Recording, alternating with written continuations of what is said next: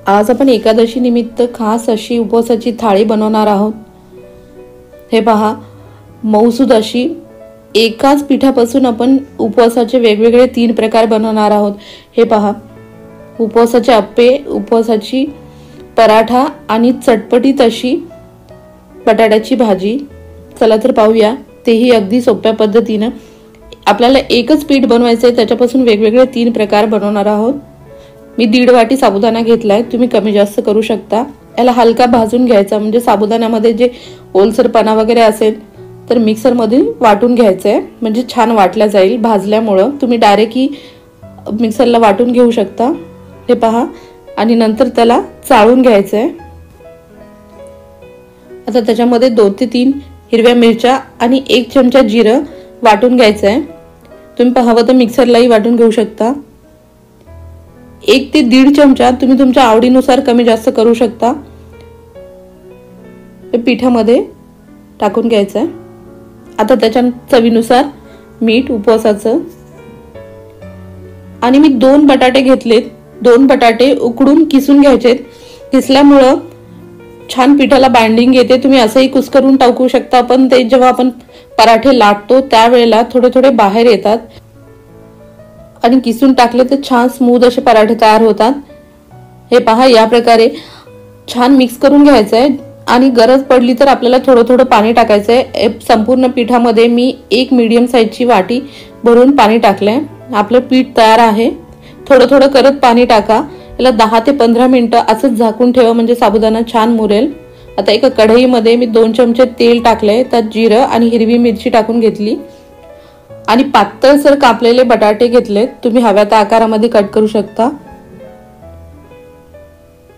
आता बटाटे छान परतून घ्यायचे, आणि जे उपवासाला वापरतो ते लाल तिखट टाकून घ्यायचंय, चवीनुसार मीठ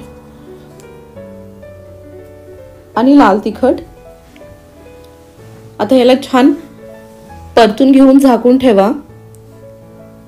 याला खूप वेळ नाही लागत भाजी शिजायला, एक 5 ते 7 मिनिटात भाजी छान शिजते। हे पहा, छान बटाटे मऊ झालेत, आणि मीठ टाकल्यामुळे त्याला पाणी सुटलंय। थोडासा कढीपत्ता जर तुम्ही खात नसेल तर टाकू नका, आणि दाण्याचं कूट, शेंगदाण्याचं कूट थोडंसं जाडसरच करायचंय, म्हणजे छान क्रंची असं शेंगदाण्याचा टेस्ट येते। हे पहा, चटपटीत अशी आपली भाजी रेडी आहे। आणि आता आपलं पीठही छान मुरलंय। हे पहा, मस्त छान लाटी येते। याला तेल किंवा तूप किंवा कुठलंही पीठ लावायची गरज नाही पडत। असंही तुम्ही डायरेक्टली पोळपाटावर लाटू शकता। हवं तर थोडंसं तेल घ्या। आता हे काठ थोडेसे खडबडीत झालेत, त्याच्यामुळे आपण कुठल्याही एका भांड्याच्या साहाय्याने गोल असं पराठे लाटून घेऊया। एक्स्ट्रा पीठ काढून घेऊ। हे पहा, मस्त असं पराठा तयार झालेला आहे। दोन्ही साइडनी छान भाजून घ्यायचंय। तेल किंवा मी तूप लावलेलं नाहीये, तुम्ही हवं तर तूप वगैरे लावू शकता। हा मस्त फुगतो, आणि खायलाही खूप छान लागतो, मस्त एकदम स्मूथ होतो। हे पहा, अगदी पुरीसारखा छान फुगलाय पराठा। तुम्ही कुठल्याही उपवासाला बनवू शकता, अगदी सोप्या पद्धतीने बनतो, आणि अगदी स्मूथ असा। हे पहा, छान फुगलाय। आपला पराठा रेडी आहे। आता आपण त्याच पिठाच्या पुऱ्या लाटून घेणार आहोत। असे छोटे छोटे लाट्या घेऊन या प्रकारे आता वाटीच्या साहाय्याने याला छान कट करून घेऊया। हे जे काटा आहेत थोडेसे खडबडीत आहेत। हे पहा, याच प्रकारे मी बाकीच्याही पुऱ्या तयार करून घेतल्या। आता आपण तळून घेऊया।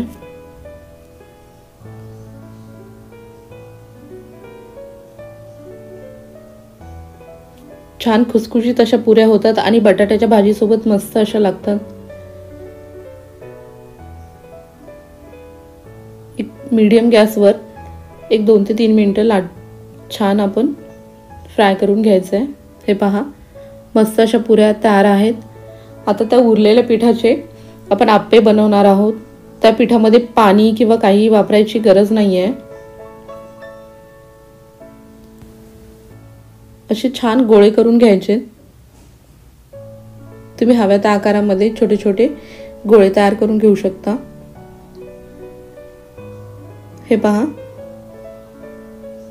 ह्याला तुम्ही तळू शकता किंवा आप्पे पात्रामध्ये तेल टाकून छान आप्पेही तयार करून घेऊ शकता।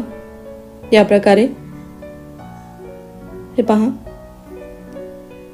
आता संपूर्ण आप्पे तयार झालेले आहेत। एक 5 मिनिटं आपण झाकून ठेवूया आणि 5 मिनिटांनंतर परत साइड चेंज करून घेऊया। मस्त रंग आलाय आणि छान सॉफ्ट होतात, अजिबात कडक होत नाहीत।